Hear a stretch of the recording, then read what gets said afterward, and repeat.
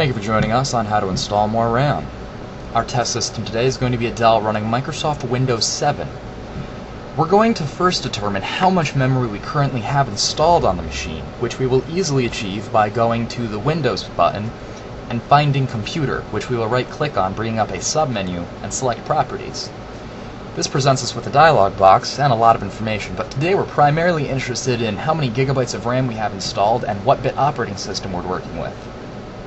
Now we're going to begin to shut down the computer so that we can physically install the new RAM modules. Please note you should always work in a static-free environment and not manhandle the case like shown. Disconnect the power cable, Ethernet cable, any USB devices, or any other cable, but don't manhandle them like shown. Open up your case.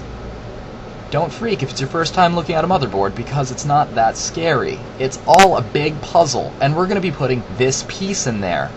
Don't handle the RAM like shown. We're going to be installing a DDR2 module which has 240 pins and goes right here. It's going to involve a little bit of dexterity, but don't force anything because it has a notch that will defeat you if you try to use just brute force. Don't be a pansy either when installing the modules, because you may not just make a connection. The whole process should take anywhere between 3 and 10 seconds and will look something like this. Please work in a static-free environment and don't handle the modules like shown. Now we're ready to fire up the machine, and hopefully nothing goes wrong. You'll be presented with a message and probably have to strike some keys rapidly and then play with the BIOS, which looks scary but is rather simple.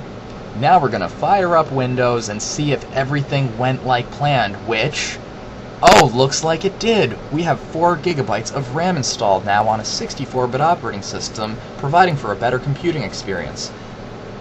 Now what does this really mean, though? Well, the startup time originally took 28 seconds on average, and the shutdown time took somewhere around 12 seconds on average, which Windows 7 is supposed to be better than that.